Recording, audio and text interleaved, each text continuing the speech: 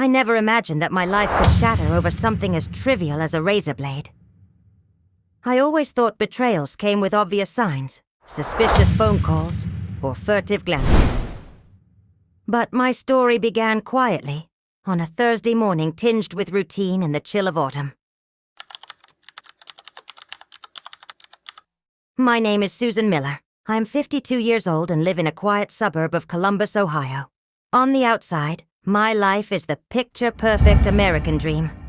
A single-story house with a white front porch, a well-kept lawn daring the seasons to dull its green, the stars and stripes fluttering over the mailbox. A kindly husband who mows the grass every Saturday, 2 grown children who visit on holidays, and neighbors who drop off apple pie for special occasions. I love being a librarian at the local middle school. The scent of old paper and the gentle rustling of pages are as familiar to me as the coffee I brew each morning. Routines comfort me. Waking early, making pancakes for Richard, heading to Walmart on Wednesdays, attending church on Sundays, joining the PTA meeting every first Monday. It was a good, honest life, or so I believed until a few months ago. Richard, my husband, is the trustworthy sort. Tall, with salt and pepper hair and slow, deliberate movements. He's worked at the same insurance company for nearly 3 decades. We met in our teens, under the stained glass windows of the community church. His family famed for keeping everything in order. I never imagined he would break a promise made at the altar. We married young and built everything side by side. Our first car, our starter house, the arrival of our children, debts paid with hard work, Sunday dinners with roasted chicken, the sweet scent of apple pie curling through the kitchen. It's easy to grow fond of the comfort of routine. Easy to believe everything is fine when everything seems the same. Then, on a sleepy autumn morning, I found myself organizing our bathroom after Richard left for work. He'd mentioned needing a new razor blade, but when I picked up his razor, I saw a blade that was nearly pristine, gleaming under harsh fluorescent light. No sign of recent wear. I thought little of it. Maybe he'd swapped it out without telling me. Still, my eyes kept drifting back to the razor every morning. For a week, I noticed a strange pattern. The blade was always fresh, changed obsessively. Every Thursday, right before his new spinning class. That Saturday, while changing our bed sheets, I found a small black toiletry case inside Richard's gym bag. It wasn't mine, and I didn't recall buying it for him.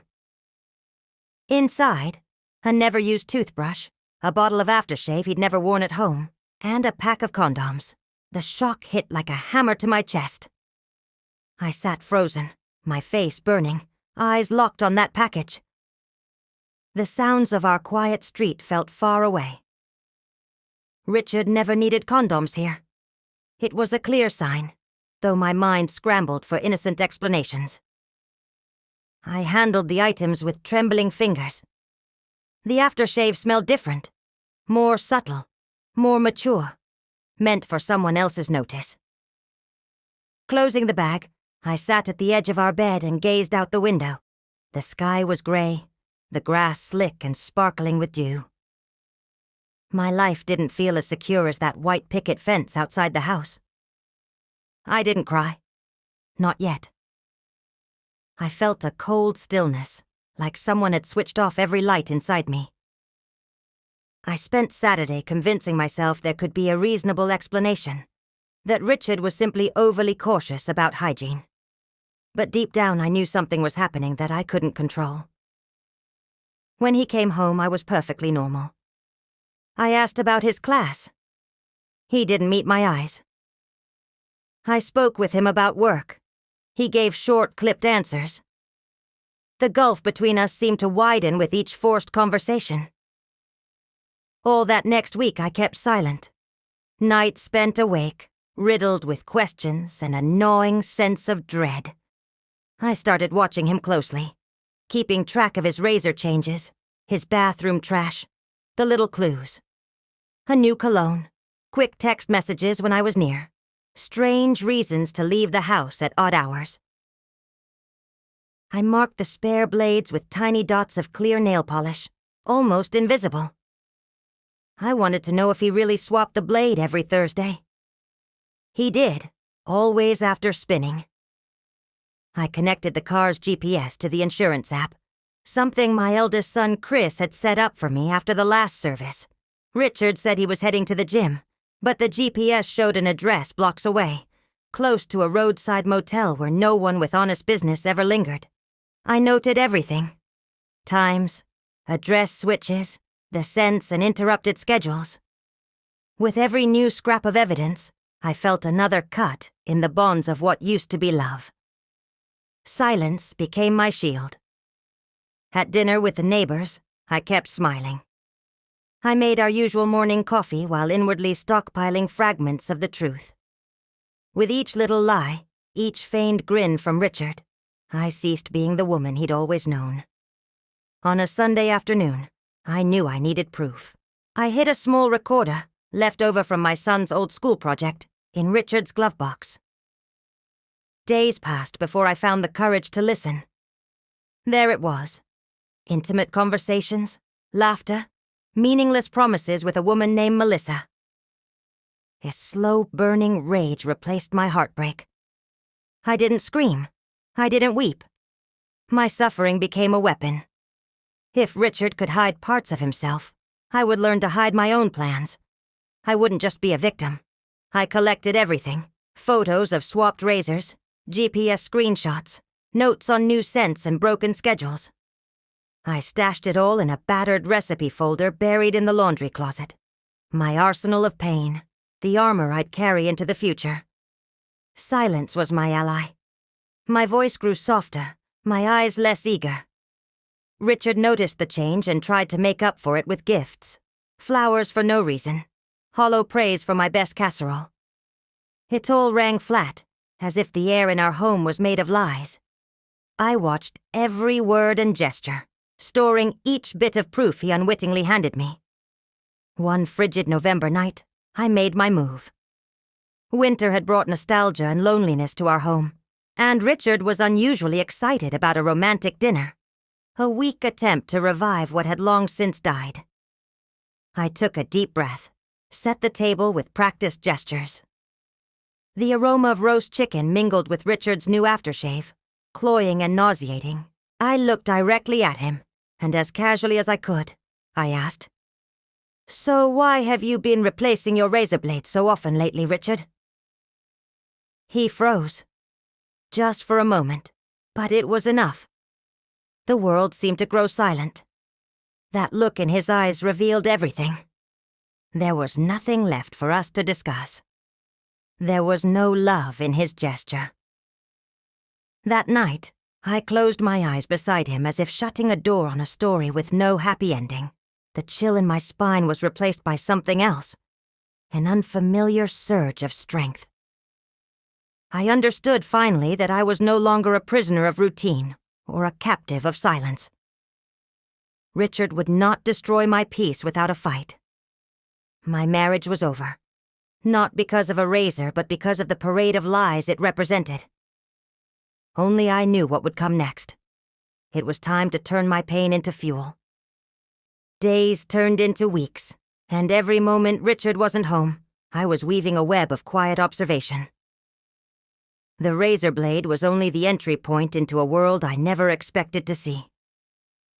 I began slipping into a shadow version of myself, the woman who watches, who collects evidence silently, who never lets her guard down. Weeks passed, and the space between Richard and me grew wider with every silent moment. The facade of normalcy we both wore was wearing thin. Every Thursday, like clockwork, I watched the fresh razor blade appear. That razor became my gauge for the truth he tried so hard to hide. I noticed him sneaking glances at his phone, hiding texts when I entered the room, quick smiles that didn't reach his eyes. I learned the name Melissa, a woman who had crept silently into our lives without leaving any trace. Her laughter, captured on secret recordings, was a cruel soundtrack to my unraveling trust. My days blurred between the familiar routines at the library and the secret investigations I carried out at home. The smell of old books mingled with the sharp scent of betrayal in the air.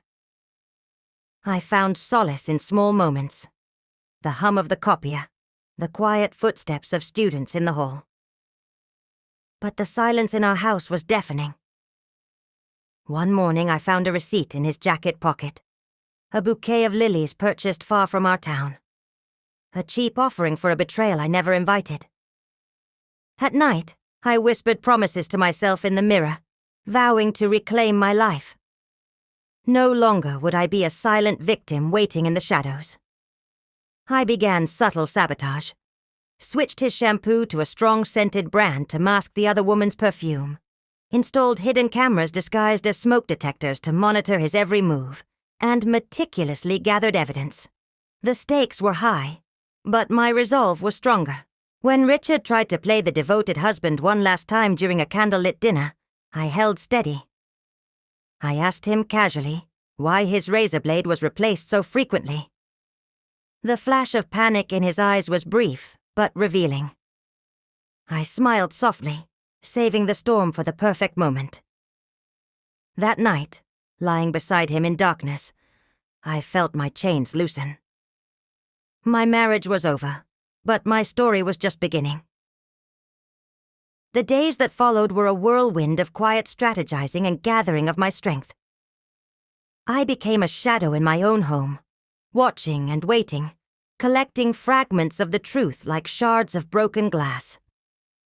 Every text message Richard deleted, every late-night call I failed to overhear, only fed the growing fire inside me. I replaced his shampoo just as planned. The next time Melissa's scent lingered on his clothes, it clashed sharply with the overpowering fragrance I'd introduced. I watched him wrinkle his nose in confusion, but he said nothing. The little game had begun. At work, I kept my mask perfectly placed. My colleagues noticed a change, though no one could quite put their finger on it. I was quieter, sharper, and somehow more distant. Yet there was an unmistakable strength glittering behind my eyes. Sometimes I would imagine standing in front of the PTA meeting, telling them all the truth, exposing Richard's lies like the pages of a scandalous novel. But for now my revenge was silent and deliberate. One Thursday evening, the night I'd been secretly waiting for, Richard came home later than usual. His cologne was stronger, and his smile forced. I knew he was nervous. I kept myself calm, pouring wine and asking about his meeting with a casual tone that belied the storm raging inside me. Later that night, I played the recordings aloud, letting the voices of lies and laughter fill the empty spaces of our once happy home. I was not the woman at the mercy of betrayal anymore. I was the woman who would write the final chapter. I began leaving subtle hints for Richard. Sometimes a message left open on his phone. Other times a dramatic silence when those texts came through. I wanted him to know I was watching, waiting. The silence between us grew heavier. The night I confronted him finally arrived. The house was silent except for the flicker of candlelight and the clink of glasses. I asked quietly, "Why do you keep changing your razor every Thursday?" The panic in his eyes was brief but unmistakable. I saw the truth in that flash. But I didn't push then. Not yet. I wanted the moment of exposure to be mine alone. That night, lying beside him, I felt a weight lifted. I was no longer his victim.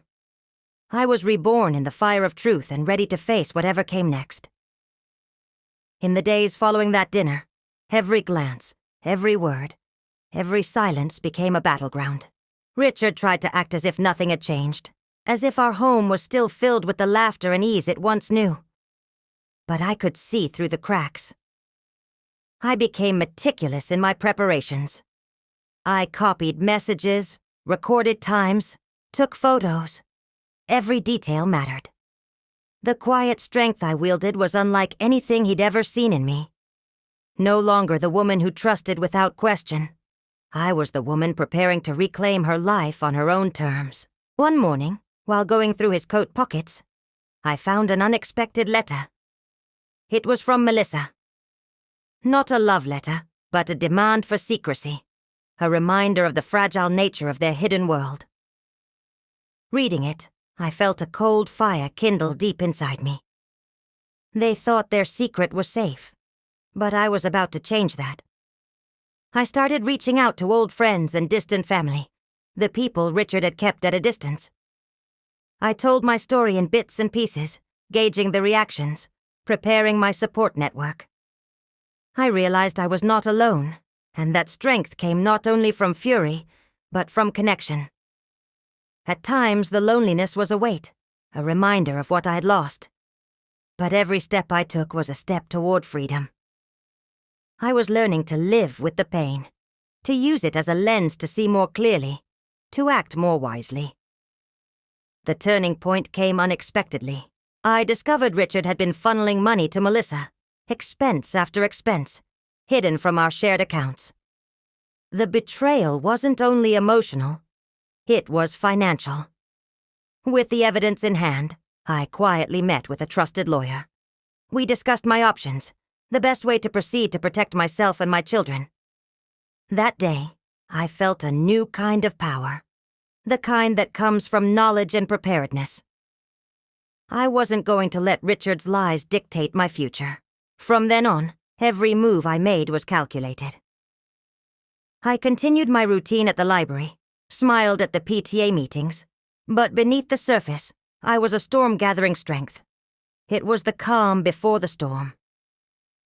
And then, the moment to confront him arrived, not with anger, but with decisive truth. At dinner, I let the silence stretch longer than usual. Finally, I looked him squarely in the eyes and said, "All the lies, the money, the other woman, it ends now." Richard's mask crumbled. I felt relief, not because the pain was gone, but because the truth was finally out in the open. That night, as I lay alone in our bed, I breathed deeply. I had survived the worst of betrayal, and now I was ready for a new beginning. With the truth finally on the surface, I found a new clarity. No longer would I be haunted by shadows or whispered lies. The life I dreamed of was no longer with Richard, but a new chapter awaited. A chapter I would write with my own hands. The days after the confrontation were turbulent. Conversations filled with tension. Moments of silence heavy with unsaid emotions. And the quiet unraveling of the life we had shared. Yet within the storm, I found a resilience I had never known.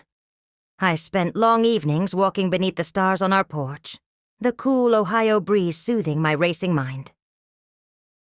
Sometimes the silence was suffocating. Other times it was exactly what I needed to breathe deeply and remember who I was beyond the roles of wife and mother.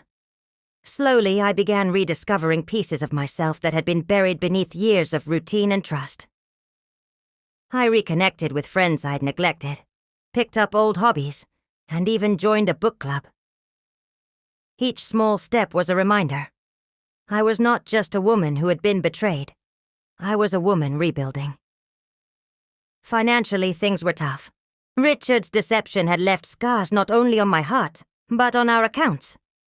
But armed with legal advice and a clearer head, I navigated the labyrinth of financial protections, making sure I, and my children, would be secure. I found solace in the support of my family, especially my children who stood by me with unwavering love and fierce protectiveness. They saw my pain, but also my strength. And together, we faced the uncertain future. There were days when anger surged fiercely, moments when the past felt like a cruel weight.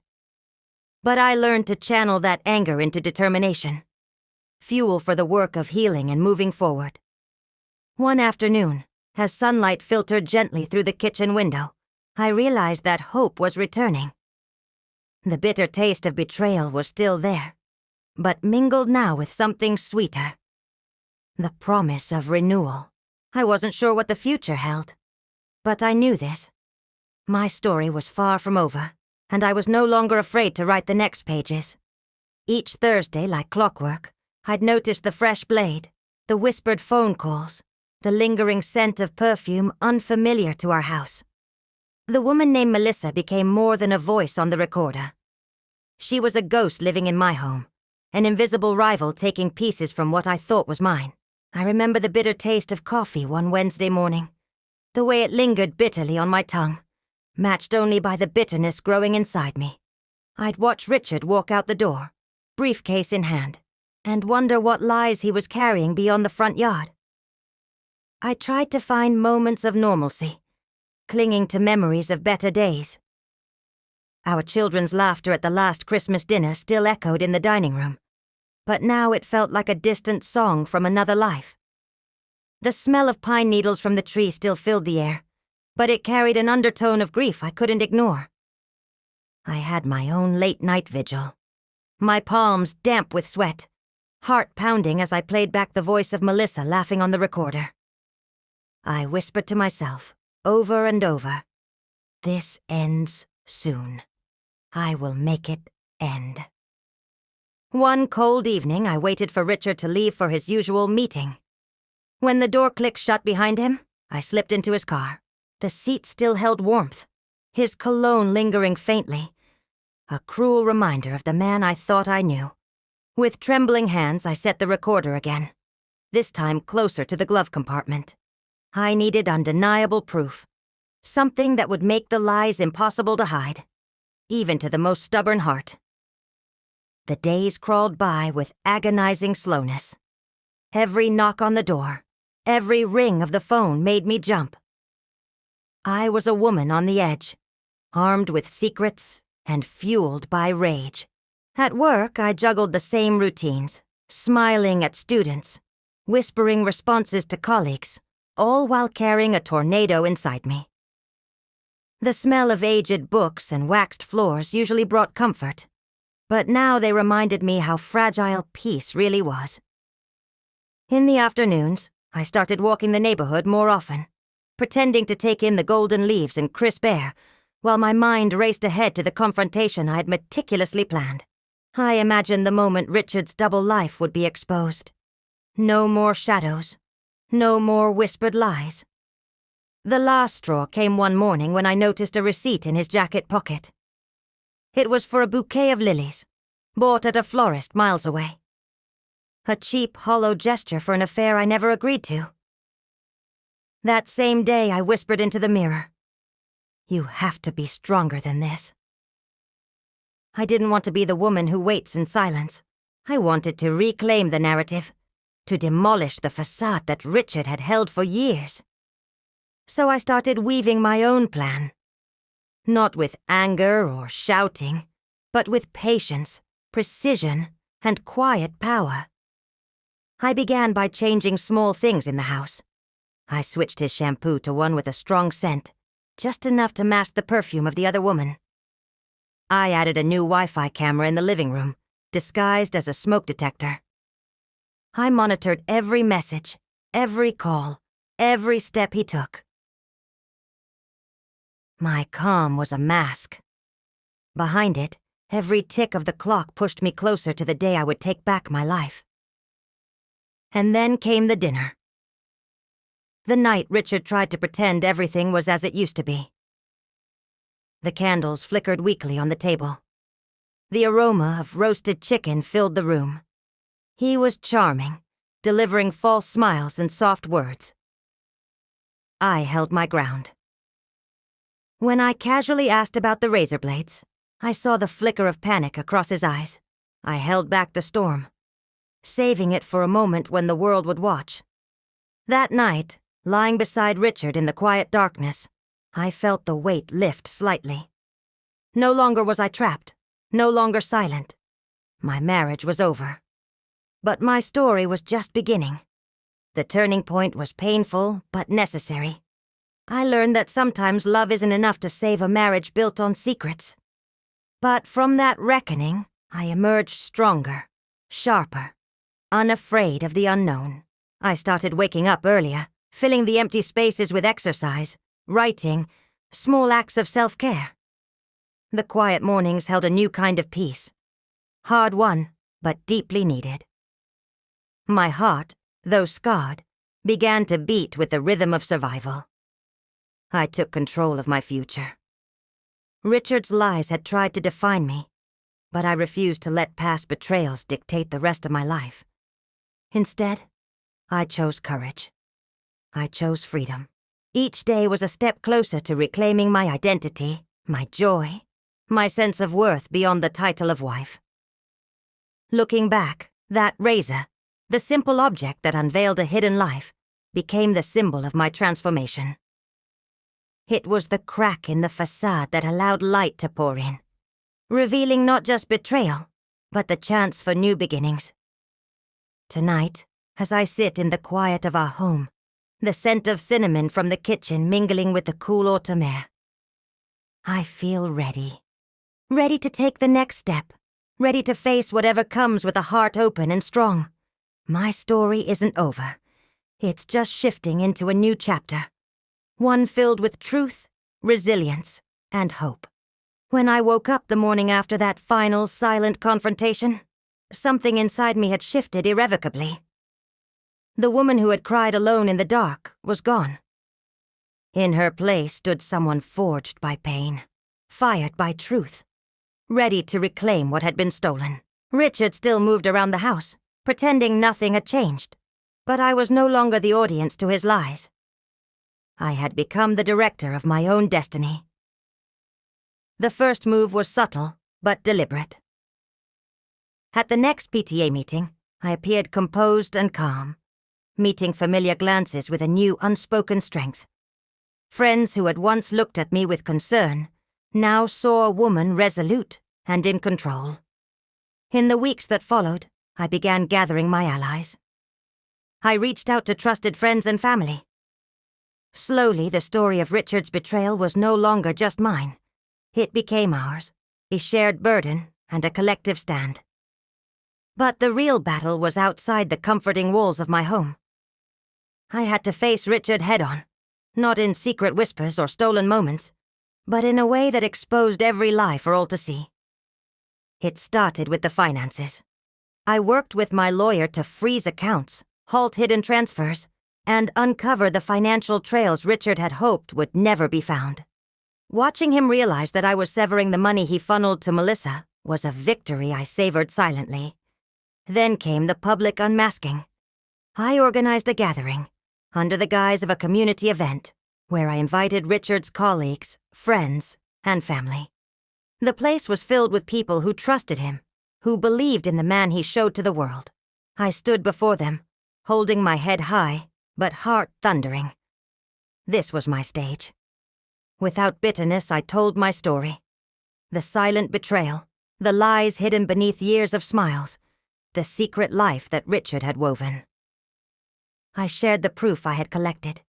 Messages, receipts, recordings, and let the truth speak louder than any accusation.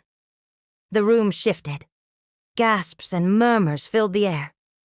I saw looks of shock, disbelief, even anger directed at him. Richard tried to defend himself, but his words faltered under the weight of undeniable evidence. It was a reckoning. After that night, things began to change. Not just for Richard, but for me. Freed from the cage of secrecy, I found a new rhythm in life. I reconnected with old passions, rediscovered joys I'd forgotten. I took up painting again, the brush strokes a balm to my wounded soul. I began attending yoga classes at the community center, breathing in strength and letting go of past pain. New friendships blossomed, built on honesty and care. Most importantly, I started dreaming again. Love, I realized, wasn't about clinging to what hurts you. It was about finding the courage to walk away and open your heart to possibilities. Months later, standing in the garden that had once been a symbol of security, I looked out over blooming flowers and sunlight filtering through the trees. The air smelled sweet and fresh, a promise of renewal. I would never forget what had happened. The betrayal would always be a scar, a reminder of pain endured and strength found. But it would not define me. I was no longer Susan Miller, betrayed wife. I was Susan Miller, survivor and storyteller. The razor had cut deep, but from that wound I grew stronger. And now, I was ready for whatever came next. The days that followed the public confrontation were strangely peaceful. Richard retreated into silence, stripped of the carefully built facade that once shielded him. I, on the other hand, felt a fierce liberation I hadn't anticipated, like breaking free from invisible chains. My mornings were no longer shadowed by suspicion. I woke to the golden light spilling into my room, breathing deeply the crisp Ohio air, tasting freedom with every breath. Each day was a promise, a fresh canvas. Financial and legal battles loomed large, but I was prepared. With the support of my lawyer, I navigated the storm with focus and resolve. Each frozen account, each halted payment was a step away from the betrayal and towards my new independence. I began to rebuild not just my life, but my identity. A woman no longer defined by the men in her past, but by the strength within. I joined a local art class, where colors and textures replaced the shadows that had haunted me. Painting became my therapy, the brush a weapon to reclaim joy. Evenings were spent at yoga classes, stretching away the tension, learning to let go, not just of pain, but of fear. Friendships flourished, grounded in truth and shared laughter instead of secrets. Slowly, I started dreaming again. Dreaming of a self unburdened by deception, a heart open to healing and new beginnings. Love, I realized, was not possession, but respect. Respect for oneself first and foremost. Months passed, and the garden I once tended alongside Richard bloomed under my care as a symbol of renewal. Standing among roses and sun-dappled leaves, I whispered a quiet thanks to the life I had reclaimed. I would carry the scars of betrayal, yes, but I would wear them like armor, proof of my survival and my strength. I was no longer a victim. I was a warrior in my own story, ready to brave whatever new chapters awaited. As weeks turned into months, I watched myself transform in ways I never thought possible. The pain that once bowed me down now fueled my every step forward. I found new routines, new passions, new dreams. The woman I was had not been lost but reborn. Richard became a distant memory, a faint shadow in the corners of my life. I no longer feared his lies or the weight of his betrayal. Instead, I claimed my power with open arms. I started volunteering at the community center, helping women who had walked through battles of their own. Sharing my story gave me purpose beyond my own pain, turning hurt into healing. Friends, old and new, surrounded me with love and support. I learned the importance of vulnerability, of trusting again. It was not easy, but every smile, every warm embrace, rebuilt my broken heart a little more. Financially, I stood on my own. I took steps to secure my independence, opening new accounts, budgeting carefully. I was no longer tethered to a man's deceit, but the architect of my future. One chilly afternoon, as leaves tumbled down streets lined with familiar houses, I found myself standing in front of a small cafe I'd always wanted to visit. Inside, the scent of fresh coffee mingled with soft jazz music. It was a place of simple pleasures, a testament to new beginnings. Sitting there, I realized how far I'd come. The journey from betrayal to liberation had been painful, but I was grateful. Grateful for the lessons, the strength found in solitude, and the hope that now filled my days. Love remained a fragile thought, a whispered possibility.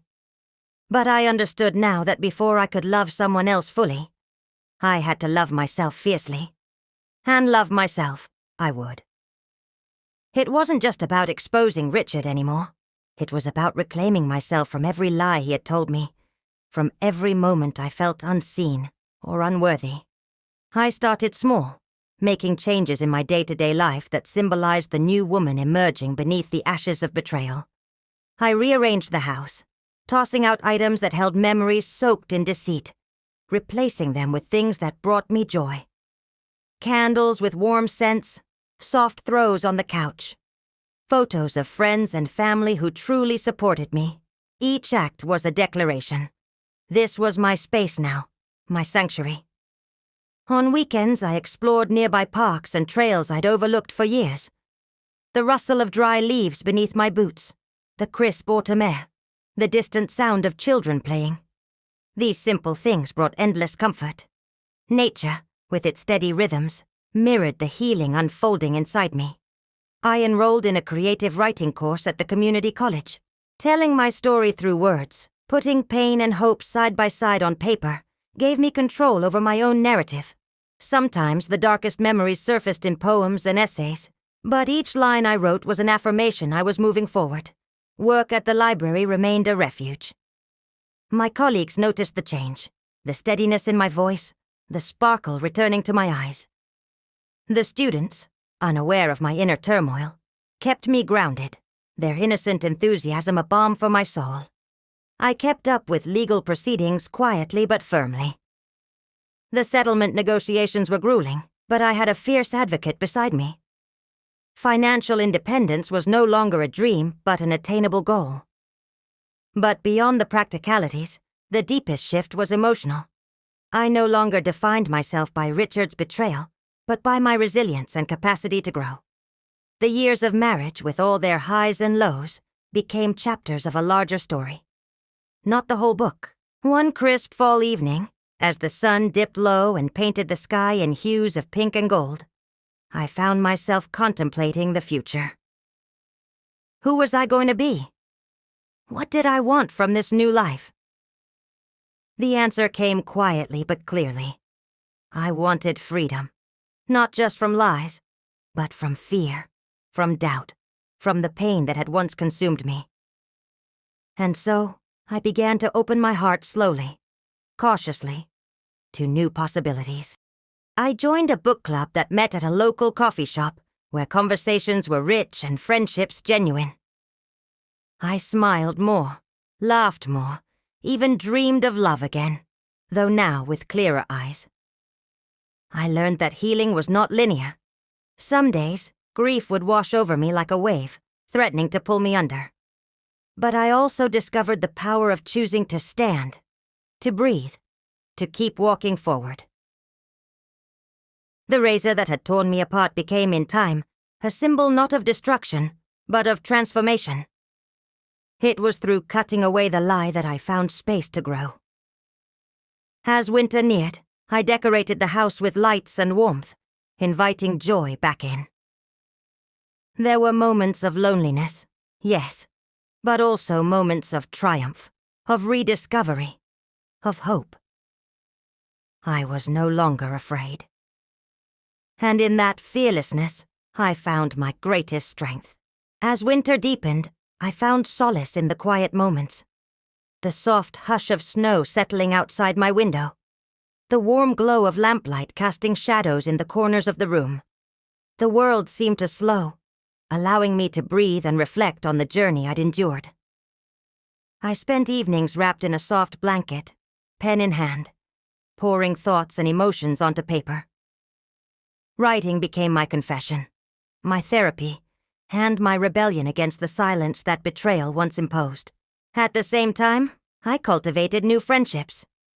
Women who understood pain and resilience, who shared stories of heartbreak and healing. Our conversations were intimate, yet empowering, reminders that I was not alone. Physically, I challenged myself. I signed up for a local running group, pushing my body to new limits, feeling the rhythm of my feet pounding the pavement, the cold air filling my lungs as a reminder I was alive and fighting. Financial independence took shape gradually. I balanced paperwork and meetings, managed accounts with a new sense of authority. Each signed form was a brick laid in the foundation of my rebuilt life. One afternoon, while volunteering at a women's shelter, I met others who had walked similar paths.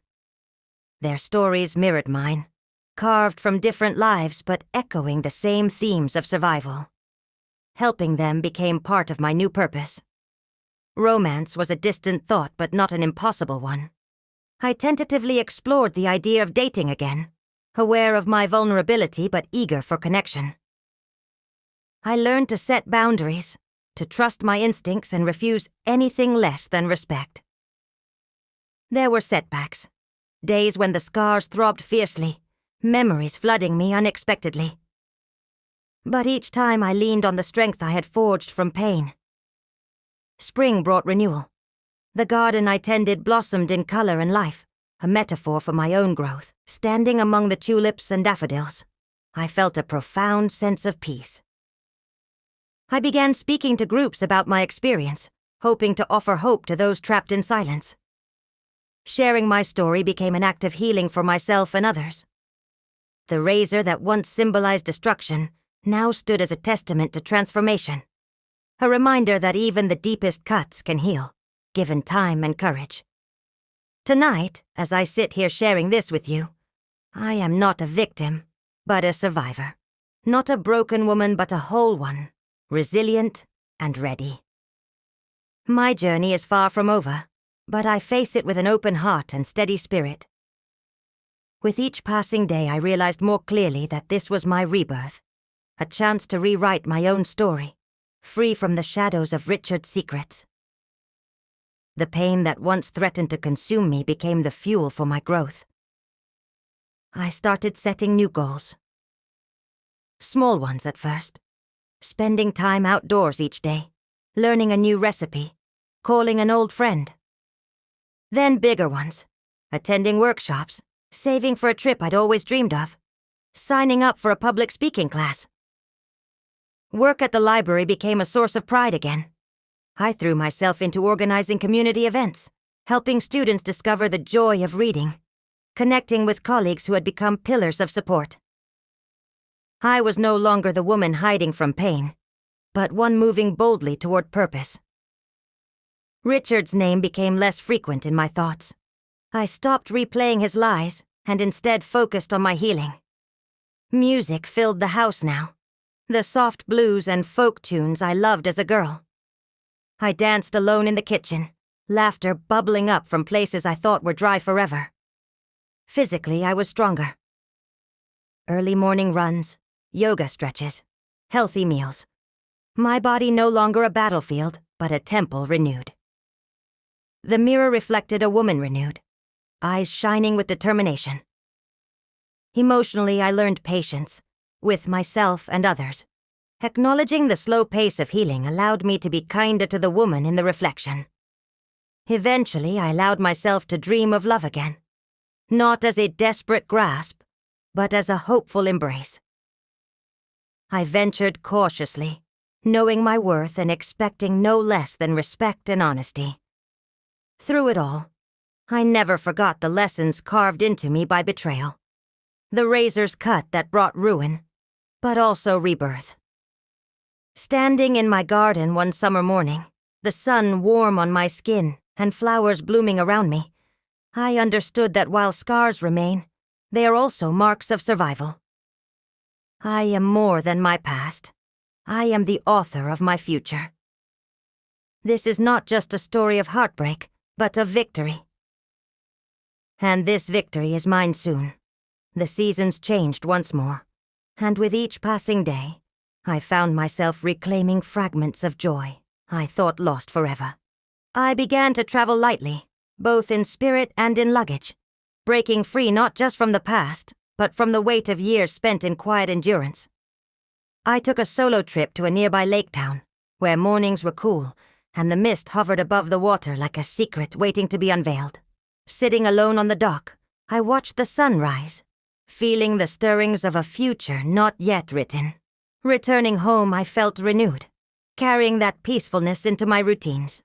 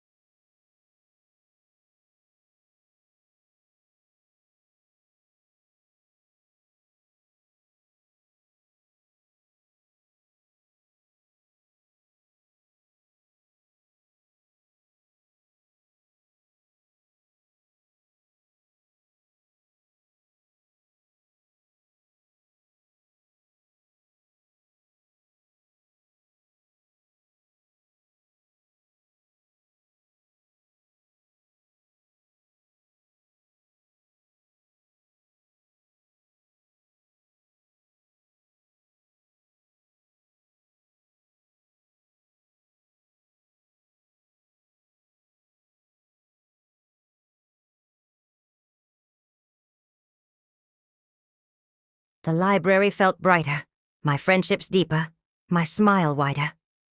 I began mentoring young women, sharing the strength I'd found by embracing truth and self-love. Dating was tentative, exploratory. I met someone who saw me, not the woman I once was, or the woman my husband tried to confine me to, but the whole evolving woman I had become. Conversations were warm, laughter genuine, and though the past lingered in quiet moments, hope began to root itself firmly in my heart. I understood finally that healing is not about forgetting, but about growing beyond what was.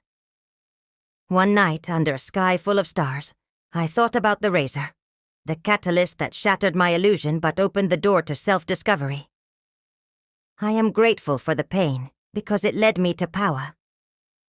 The woman I am today stands tall, unbroken, and fiercely free. Life settled into a rhythm I had never anticipated, one of peace stitched with moments of quiet joy and newfound freedom. The house, once heavy with silence and secrets, buzzed softly with warmth. I filled it with plants, fresh flowers, the scent of cinnamon and vanilla candles flickering in the evenings. My children saw the change too. They told me I glowed, that my laugh was fuller, my gaze clearer. Their pride in my resilience became a pillar I leaned into, a reminder that anything broken could be mended stronger. I expanded my horizons even further. I took classes in photography, capturing the world through a lens that found beauty in the smallest details. The dewdrop on a leaf, the curve of a friendly smile, the way sunlight danced on rippling water. These moments grounded me, tethered me to the present instead of the past. I volunteered more often, embracing a cause that had become dear, supporting women escaping abusive relationships. Hearing their stories was both heart-wrenching and empowering. I realized the ripple effect of courage, how sharing pain could foster healing not just within me, but for others. Romance deepened slowly. I learned to trust again not just in others, but in my own heart's ability to make wise choices. The man I dated treated me with genuine kindness and respect, teaching me that love can be patient and gentle, not sharp and secretive. Financially, I thrived. The independence I fought for became my reality. Self-sufficient, confident. I no longer worried about bills or debts hanging over me like storm clouds. That chapter was closed. Most days I woke up with a grateful heart. Grateful for the struggles that shaped me, for the people who loved me, and for the woman I'd become. The razor was a relic now, not of pain, but of awakening. From that wound grew a fierce beauty, a resilience that no betrayal could erase. And as I stand here now, I embrace the future with open arms, because every ending is simply a new beginning in disguise. The trajectory of my life had changed permanently, yet the future felt wide open, full of possibilities waiting to be explored. No longer shackled by the deceit that had once consumed me, I stepped forward with eyes wide open and heart prepared for whatever might come. I invested time in rebuilding my self-esteem piece by piece, learning to trust myself again. Each morning's meditation calmed the turbulent thoughts, and each evening's journaling transformed confusion into clarity. The woman I had been, and the woman I had become, coexisted now in a powerful harmony. I rekindled friendships that had cooled over the years under the weight of silent suffering. With renewed honesty, the bonds grew stronger, built on mutual understanding and support. Social gatherings, once a source of dread, became celebrations, opportunities to laugh freely, dance without hesitation, and relish the joy of being fully present. Work flourished as I poured renewed energy into projects and community outreach. My passion for storytelling grew, both through organizing book readings and volunteering to speak at local events about resilience and healing.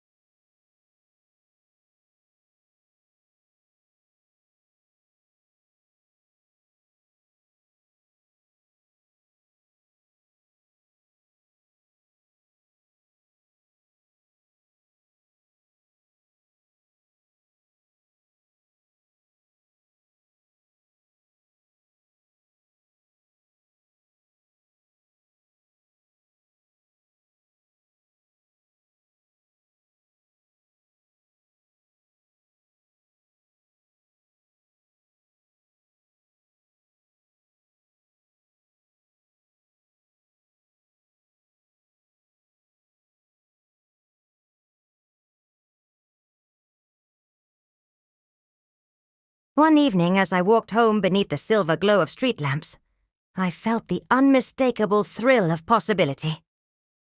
The future was unwritten, and the pen was in my hands. My relationship with Richard had dissolved, but from the ashes of betrayal, I had forged a life rich with meaning and strength. The scars I bore were not signs of defeat, but emblems of survival.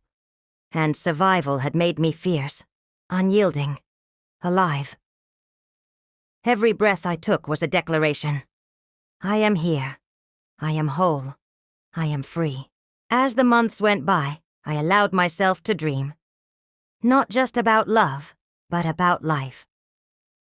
I made plans for trips and hobbies, reconnected with distant relatives, and embraced the small adventures that filled my days with wonder. The burden of the past lightened with every passing moment. I found joy in unexpected places. The laughter of children at the park, the comforting smell of freshly brewed coffee, the quiet sunrise painting the sky with soft colors. The once sharp edges of betrayal had softened, transformed into lessons etched on my heart. I learned that healing was not forgetting, but remembering with grace and courage. Sometimes the pain would resurface, a scent, a song, a fleeting memory. But I no longer feared it. Instead, I welcomed those moments as reminders of my strength and resilience. Love, when it came, was patient and kind. It did not rush or demand. It walked beside me, respecting the woman I had fought so hard to become. As I sit here now, reflecting on the past and looking toward the future, I'm grateful for the pain that awakened me, for the love that sustains me, and for the woman I'm becoming every day. My story is not just one of heartbreak and betrayal, but of power reclaimed. The razor might have cut deep, but it never broke me. And now, I'm ready for whatever comes next. I remember the first morning I woke up fully free. Not just physically, but emotionally untethered from the pain and secrecy that had dominated my life. The light filtered softly through the blinds, and for the first time in months, I felt a deep sense of peace wash over me. The house, once a stage for deception, had become a sanctuary of healing. I filled it with laughter, music, and the glow of hope. I cultivated routines that nourished my mind and body. Early morning walks, meditation beneath a sky waking with the sun, quiet moments spent with a book and a warm cup of tea. My heart, once guarded and wary, slowly opened to trust. New friendships blossomed, and with them, new possibilities. Sometimes love would whisper softly in the autumn breeze, a gentle reminder that healing allows for new beginnings. I embraced the woman I'd become, strong, resilient, brave. Every scar was a story, every tear a testament to survival. And what began with a broken razor ended with a life reclaimed. Tonight, as I write these words, I am filled with gratitude. For the pain that taught me courage, for the silence that taught me strength, and for myself, the woman who refused to be broken. Life after betrayal was not a straight path, but a winding road filled with moments of doubt and triumph. I learned to dance with both, accepting that healing is a journey, not a destination. There were days when the weight of sorrow pressed heavily, memories flooding my mind like unwelcome guests. Yet, even in those moments, I found a spark, a reminder of the strength I'd cultivated. I surrounded myself with positivity, from the encouraging words of friends to the quiet beauty of nature's cycles. The blooming flowers, the changing leaves, the endless sky, all spoke of resilience and renewal. I nurtured my passions and explored new ones, from photography to poetry, discovering creative outlets that brought joy and clarity. Financial independence gave me confidence, a sense of control that had been missing. Managing my own affairs, making decisions alone, felt empowering. Love came slowly, gently, a whisper rather than a roar. Relationships built on honesty and respect taught me that trust is precious and worth cherishing. I embraced solitude as a friend, finding peace in my own company and learning to be my own anchor. Through all this, I held close the lessons etched by betrayal, but refused to be defined by it. The razor's cut was sharp, painful, but it paved the way for a new life. One filled with courage, grace, and hope. And as I look toward tomorrow, I do so with an open heart and unwavering strength. I embraced every new dawn with a sense of gratitude, knowing that each day was a blank page on which I could write my own narrative. The fear and pain that once dominated had been replaced by hope and determination. My social circle grew richer, filled with people who valued honesty and kindness. Conversations were no longer shallow or forced, but filled with depth and warmth. I laughed freely, sometimes loudly, always sincerely.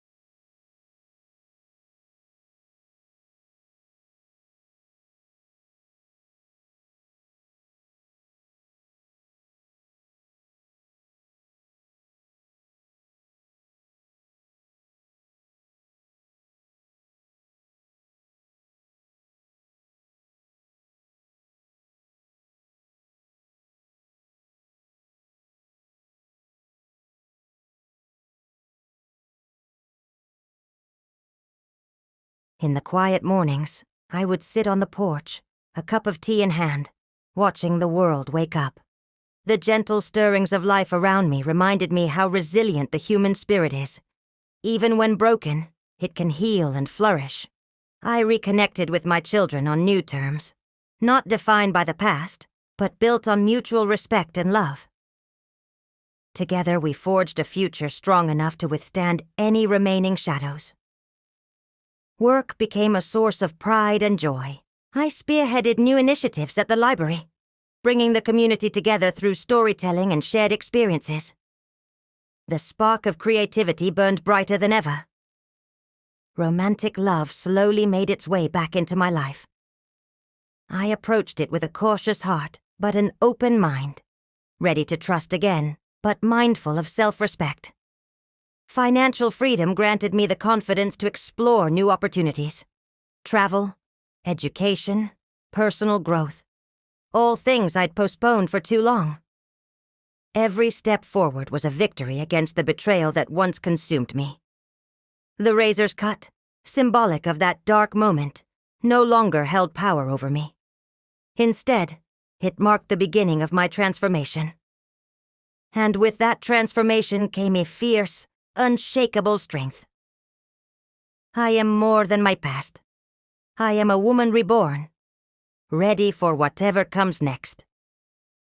Quer que eu continue a enviar para chegarmos perto das 10. Terceiros palavras da parte 2? Continuando a parte 2 da história em inglês, narrativa contínua. As the seasons changed again, I felt a deep shift within myself that went beyond mere survival. Living was no longer enough. I wanted to thrive, to embrace life fully with an open heart. I began journaling daily, each word a step toward healing. Writing helped me untangle emotions that were once overwhelming, letting me see the path ahead with clarity. I attended workshops on self-love and resilience, connecting with others who shared stories of overcoming betrayal. Their courage inspired me, and I found strength in our shared journeys. Sometimes I returned to the place where I first discovered Richard's secret. A quiet bench at the edge of the neighborhood park. Sitting there, I faced my pain head-on, allowing myself to feel and then release it. Slowly, the weight began to lift. I even allowed myself to laugh at memories that once brought tears. In love, I learned to balance hope with caution. I rediscovered the joy of holding hands, sharing meals, and simply being present. The wounds were not forgotten but gentled by time. Financially secure and emotionally renewed, I embraced independence with pride. I made plans for the future, dreams that did not include Richard, but centered on my happiness. At community gatherings, I often spoke up, sharing lessons from my experience to help others find their voice. The razor was no longer a weapon of betrayal, but a symbol of awakening. I was no longer broken. I was whole, strong, alive, and ready to face whatever came next. The more I embraced my new life, the more I realized that true freedom was not just about leaving the past behind, but integrating all my experiences into a greater understanding of myself and the world. Betrayal had hurt me deeply, but it had also taught me invaluable lessons about trust, strength, and the importance of self-love. I took time to explore my passions, revisiting hobbies I had abandoned. Painting, gardening, and writing. These creative outlets became the sanctuary where my soul healed, each brushstroke and penned word an affirmation of my rebirth. At the same time, I sought out new challenges. I signed up for advanced courses at the community college, eager to expand my knowledge and rekindle the intellectual curiosity that had dimmed under years of hardship. Learning became a source of empowerment, a way to redefine myself beyond the roles that had confined me. Social connections deepened. I nurtured friendships with women who mirrored my journey, brave, courageous, and committed to growth.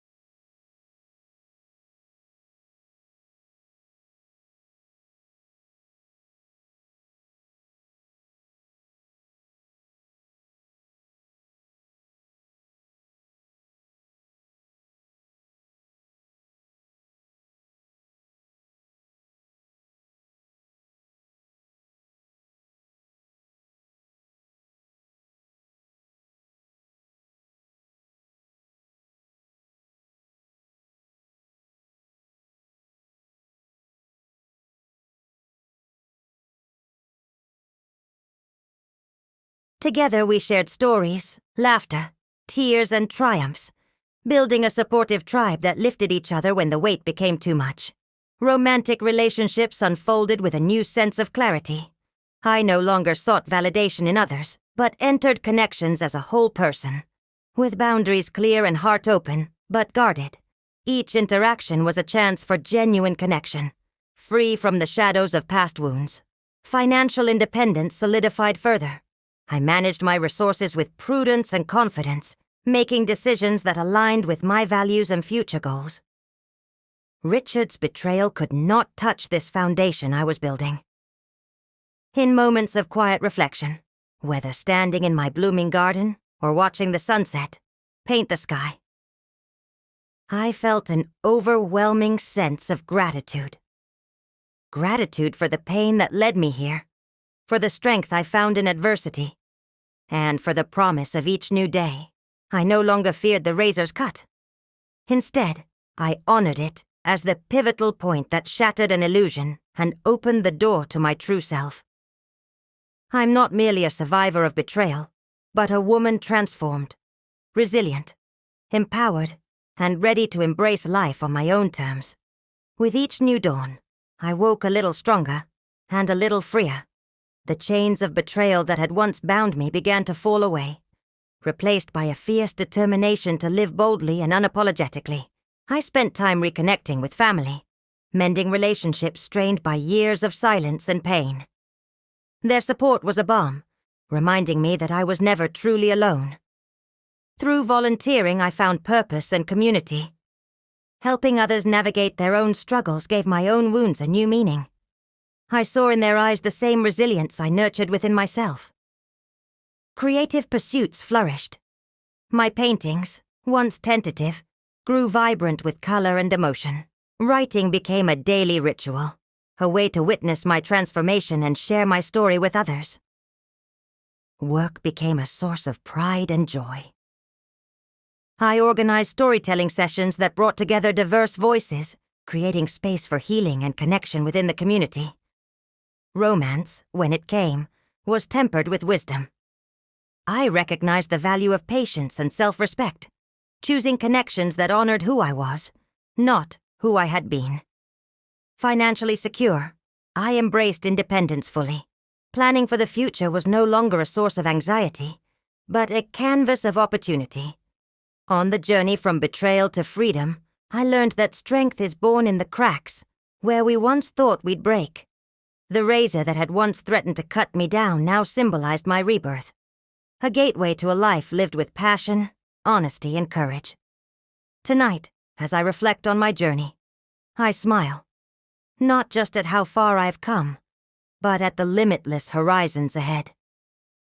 I am the author of my story, the keeper of my truth, and I'm ready for whatever comes next. Every step forward was a testament to my resilience. I learned that healing wasn't linear. It came in waves, sometimes gentle, sometimes crashing. But each wave carried away a little more of the pain, leaving space for hope and growth. I embraced new experiences with open arms, traveling to places I'd only dreamed of. The smell of the ocean, the sound of waves crashing against the shore, rekindled a spark within me that had long lain dormant. At home, I cultivated a garden that blossomed with vibrant flowers and fresh herbs. Tending to it was a reminder that life could flourish even after the harshest winters.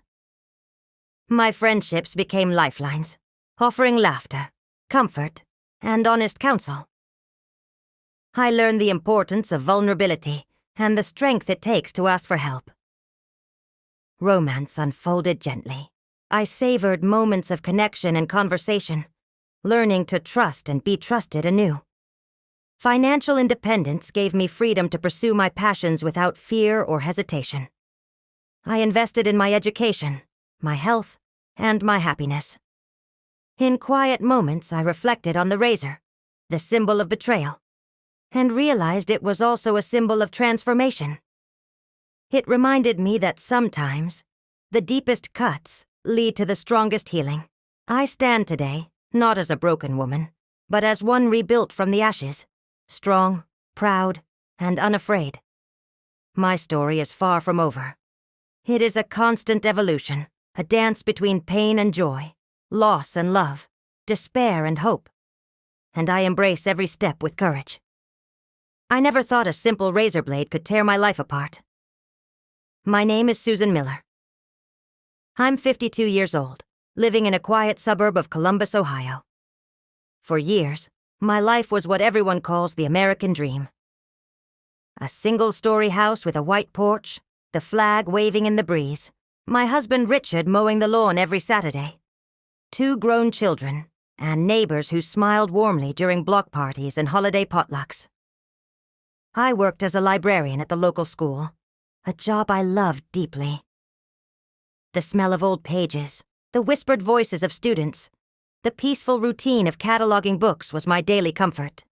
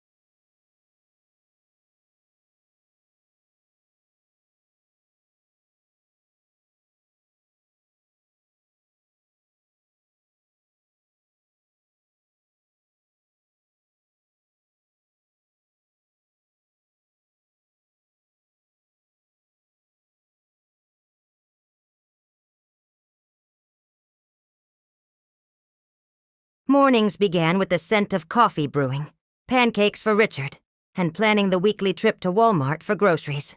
Life felt steady, predictable, and safe. Richard was everything I thought a husband should be. Tall, calm, with graying hair and a steady job at an insurance company for nearly 3 decades.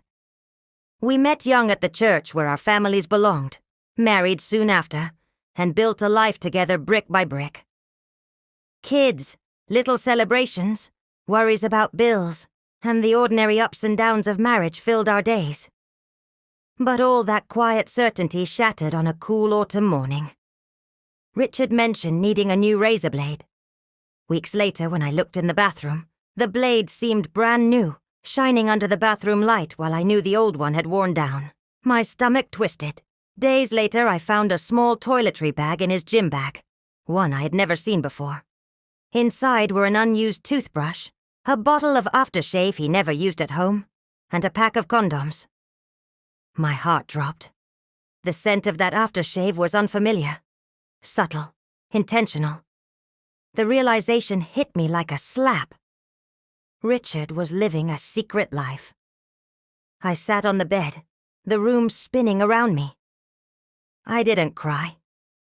I was frozen, angry, betrayed, and numb all at once. But I didn't act immediately. I watched. I marked spare razor blades with tiny dots of clear nail polish, noting that every Thursday the blade would be replaced just before his spinning class. His phone buzzed with secret messages from a woman named Melissa. GPS showed he wasn't really going to the gym. He was stopping at a roadside motel. I kept everything. A record of texts, photos of swapped razors, receipts, conversations recorded secretly in his car. The silent evidence of his lies. One night I asked casually at dinner, "Why do you change your razor so often now?" And saw the flicker of panic in his eyes. But I said nothing more then. I was gathering strength. That night I understood. My life with Richard was over, but my story was not.